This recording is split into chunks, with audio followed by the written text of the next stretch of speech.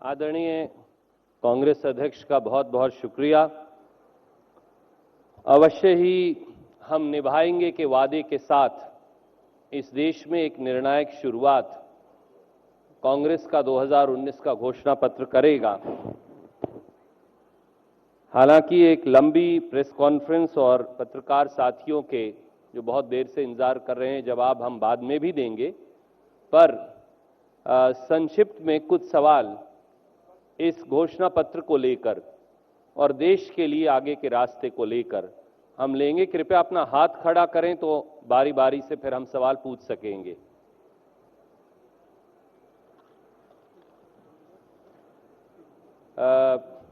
Mithilesh ji from India TV. जी राहुल जी नमस्कार, मिथिलेश हूं मैं इंडिया टीवी से। आपसे सवाल है, आप लोगों के बीच जा रहे हैं लगातार, विधानसभा चुनाव हुए उसमें भी आप गए। आपको क्या लगता है, अभी राष्ट्रवाद की बात की जा रही है, आप जो लोगों से बातचीत कर रहे हैं उससे क्या लगता है कि क्या राष्ट्रवाद की बात सुनेंगे लोग या आपकी बात सुनकर अगली सरकार किसकी होगी? मेन मुद्दा देश में आज रोजगार का है और किसानों की समस्या का है। ये आप सबके सब सर्वे, सबके सब पोलिंग यही दिखा रही है।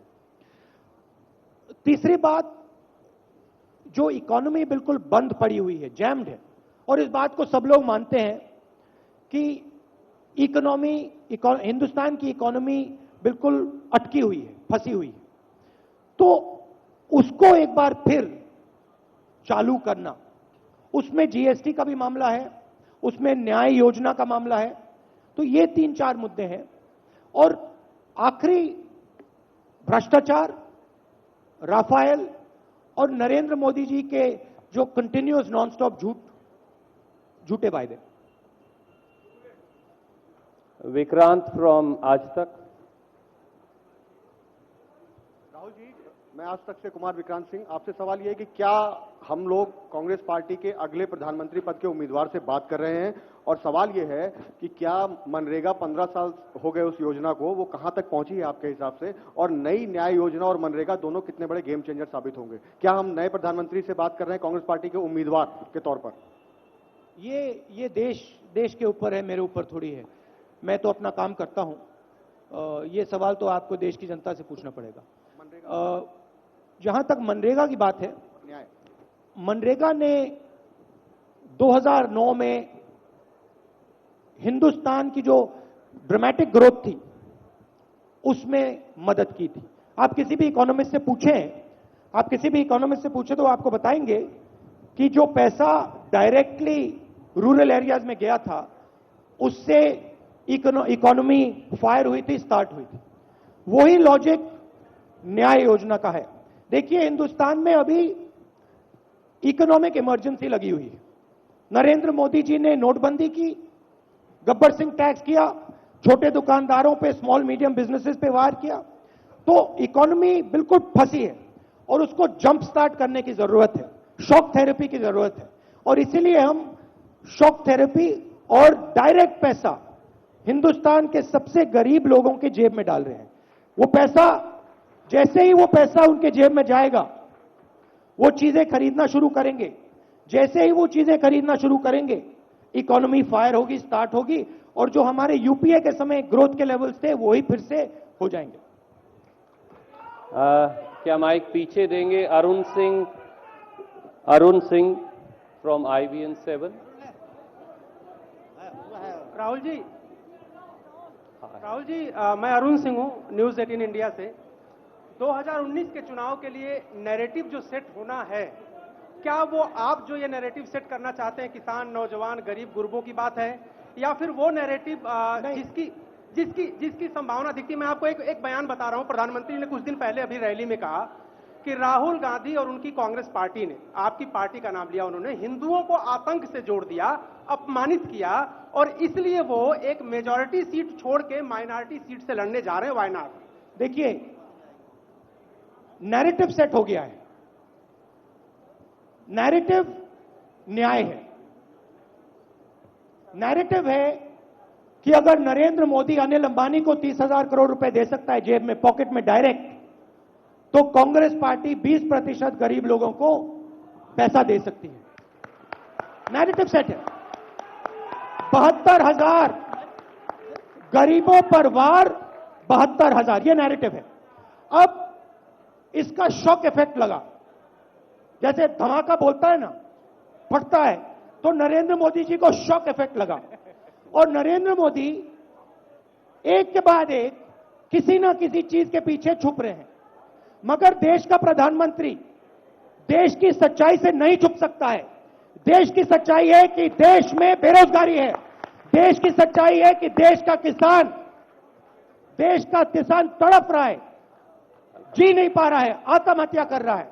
देश की सच्चाई है कि नरेंद्र मोदी ने वायदा किया था अच्छे दिन की, मगर चौकीदार ने चोरी करवाई है। यह सच्चाई है और यह नैरेटिव है देश में। Let's go on the right side. Adish Rawal from ABP.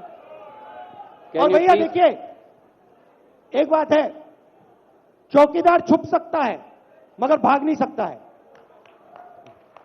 भाग नहीं सकता है क्योंकि हिंदुस्तान की सच्चाई सामने है, देश के सामने है। नोटबंदी की, गब्बर सिंह टैक्स दिया, किसी भी छोटे दुकानदार से पूछ लीजिए, किसी भी मिडिल साइज स्मॉल बिजनेस वाले से पूछ लीजिए, आपको बताएगा हमसे पैसा छीना अनिल अंबानी को दिया है। सिंपल सी बात। तो ये नैरेटिव है। Adish Rawal on the right side. Rahul ji GST को लेकर काफी नुकसान छोटे बिजनेसमैन को हुआ है, उसके लिए आपके पिटारे में क्या है? आप कैसे जीएसटी को में रिफॉर्म लाएंगे? हमने कहा है कि गब्बर सिंह टैक्स को हम जीएसटी में बदलेंगे। 5 अलग अलग टैक्स हैं, अलग अलग फॉर्म भरने पड़ते हैं, रिश्वत देनी पड़ती है। हम एक सिंपल टैक्स देंगे, कम से कम टैक्स होगा, सरल सिंपल टैक्स होगा। यह काम कांग्रेस पार्टी ने मैनिफेस्टो में लिखा है, यह भी हम डिलीवर करके दे देंगे। Supriya Bhardwaj from TV9. Okay, sir. Rahul ji, I'm coming that TV9 side. Bharatvarsh से मेरा सवाल है न्याय योजना को लेकर। न्याय योजना आप लेके आए हैं, बहुत गेम चेंजर है, लेकिन बीजेपी जो है और साथ में कुछ एक्सपर्ट्स हैं वो कह रहे हैं कि ये डुएबल नहीं है, कैसे करके दिखाएंगे? थोड़ा क्लैरिटी अगर इस पे आप देते हैं। बीजेपी ने कहा था कि किसान का कर्जा माफ करना डुएबल नहीं है। बीजेपी ने कहा था मनरेगा डुएबल नहीं है। मैं मानता हूं कि यह बीजेपी से डुएबल नहीं है, मगर कांग्रेस से यह डुएबल है। कांग्रेस करेगी। और देखिए हमने मध्य प्रदेश, छत्तीसगढ़, राजस्थान में कहा था 10 दिन के अंदर कर्जा माफ हो जाएगा। प्रधानमंत्री ने कहा झूठ है, 2 दिन में हमने कर दिया। आप हम पर भरोसा कीजिए, मैं झूठे वायदे नहीं करता हूं। मैं 15 लाख नहीं बोलूंगा, मगर 72,000 साल के मैं बोलूंगा, 3,60,000 5 साल के मैं बोलूंगा। यह सच्चाई है, हम करके दे देंगे। Sanjeev from PTI. Rahul ji, others also. Sir, I'll announce after this. Rahul ji, BJP is trying to steal the narrative away from the real issues, and you're trying to bring them back. So, in your manifesto, how would you overcome the challenge of reaching out to far-flung areas and the common man at the grassroots level? Well, our flagship idea, Nyay, reaches out to every single poor person in this country. 25 crore people are going to be directly impacted by our flagship idea. The ideas that I have mentioned, education, healthcare, and our job strategy, is going to reach out to millions and millions of people in this country. So it is a very inclusive manifesto, and frankly, it is a manifesto that has come to us from the people. We have asked the people, they have told us what they want, we've put it. Manifesto में आपकी मन की बात है, हमारी मन की बात नहीं है, आपकी मन की बात है। आप पूर्व प्रधानमंत्री जी आदरणीय सोनिया जी दोनों मंच पर हैं, और कांग्रेस अध्यक्ष ने और चिदम्बरम जी भी, जिन्होंने घोषणा पत्र बनाया है। कोई पत्रकार साथी अगर उनसे भी सवाल पूछना चाहे तो स्वागत है। संजय मिश्रा फ्रॉम जागरण।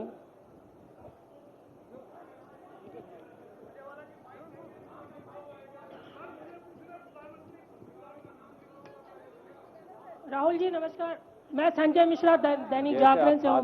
मेरा सवाल आपसे है आपने घोषणा पत्र में बहुत लंबे वायदे किए हैं और बहुत गंभीर वायदे किए हैं, पर चुनावी बहस गंभीर दिशा में नहीं है। चुनावी बहस जो है वो विभाजनकारी और राष्ट्रवाद के मुद्दे पे जा रही है। ऐसे में जनता के जो मसले हैं उसको आप चुनावी बहस का हिस्सा कैसे बना पाएंगे, जबकि आप नैरेटिव जो है वो विपक्ष कहीं ना कहीं नैरेटिव देने में कमजोर दिख रहा है। नहीं, मैंने अभी बताया कि नैरेटिव देश में रोजगार का है, किसानों का है और न्याय योजना का है। बीजेपी नैरेटिव को शिफ्ट करना चाहती है, मगर नैरेटिव शिफ्ट नहीं हो सकता है क्योंकि देश की सच्चाई बेरोजगारी है, देश की सच्चाई किसानों की बुरी हालत है। Thank you. Pallavi from CNIBN. I want to ask a question to Mrs. Gandhi and also... I think... okay, so then I want to ask a question to Mr. Rahul Gandhi. Mr. Gandhi, has the Congress made up its mind that you want to go solo as much as you can? Because your decision, for example, to contest from Wayanad has upset the left, who were your allies earlier. And I'm talking about, again, Bengal, I'm talking about other states as well, and Uttar Pradesh. There was a demand for me. Look, there is a feeling in South India, a very strong feeling in South India, that they are not being carried by the current government. South India feels hostility from Mr. Narendra Modi. They feel that they are not being included in the decisions of this country. So I wanted to send a message to South India that we are with you and I am standing with you. That is why I am standing from Kerala. Now, what was the second part of your question? I don't know where you're getting this information from. Last I saw, we have an alliance in Bihar, we have an alliance in Jharkhand, we have an alliance in Tamil Nadu, we have an alliance in Maharashtra. So I don't know where you're getting, which newspapers you're reading. But as far as I can see, we have alliances across the country. Baba from NDTV. Can you please pass on the mic? बाबा पीछे खड़े हैं तो जरा उन्हें दे दीजिए। आशीष। राहुल जी, मेरा आपसे ये सवाल है कि एक आज ही अखबार ने लिखा है कि कल जो प्रधानमंत्री का भाषण था तो एक वर्ड जो है बार बार उनके भाषण में आया, हिंदू हिंदू हिंदू। इसको कैसे काउंटर करेंगे आप, हिंदू और राष्ट्रवाद को? देखिए, सब लोग हिंदू हैं, सब लोग हिंदू हैं, मगर देश में रोजगार की जरूरत है, देश में किसानों की मदद करने की जरूरत है, देश में न्याय की जरूरत है, महिलाओं की देखभाल करने की जरूरत है, महिलाओं को रिजर्वेशन देने की जरूरत है। नरेंद्र मोदी जी छुप रहे हैं, नरेंद्र मोदी जी डरे हुए हैं, नरेंद्र मोदी जी सच्चा जो डिबेट है वो नहीं करना चाहते। मैंने आपसे बोला है और मैं फिर से दोहरा रहा हूं, भ्रष्टाचार पे मेरे से आके डिबेट करें, नेशनल सिक्योरिटी पे मेरे से आके डिबेट करें। आए, चैलेंज देता हूं नरेंद्र मोदी जी को, नेशनल सिक्योरिटी पे मुझसे डिबेट करके दें, फॉरेन पॉलिसी पे मुझसे डिबेट करके दिखाएं, करप्शन पे, भ्रष्टाचार पे डिबेट करें। मैं आपसे पूछता हूं, प्रधानमंत्री आपके साथ ऐसे क्यों नहीं बात करते हैं? आपके साथ क्यों नहीं बात करते हैं? आपसे डरते क्यों हैं? आप ये प्रधानमंत्री से क्यों नहीं पूछते हो? आप ये प्रधानमंत्री से क्यों नहीं पूछते हो कि आप प्रेस कॉन्फ्रेंस में आने से डरते क्यों हो? मैडम गुस्सा कर रही हो, ऊपर देख करके वो चिल्ला रही। आपका भी थोड़ा फर्ज बनता है, ये आप उनसे नहीं पूछते हो, आप डरते हो पूछने से। मुझसे आप सवाल पूछते हो मगर उनसे आप डरते हो। आप भी पूछिए उनसे, प्रधानमंत्री जी आप हिंदुस्तान की जनता से क्यों डरते हो, हिंदुस्तान की प्रेस से क्यों डरते हो? नरेंद्र मोदी जी डर सकते हैं मगर चुनाव में हम उनको हराएंगे, आप देखना। Thank you. वियोन please, Sharma ji, can you pass on the same mic please? Sir, Rahul ji, I'm Kartikeya Sharma from WION. My question to you is that your manifesto is very job, economy, pollution, civic amenity centric. Do you think that in post-Balakot political narrative, it is enough to propel Congress back to power? I'm absolutely sure that the issues in this election are unemployment and the state of farmers.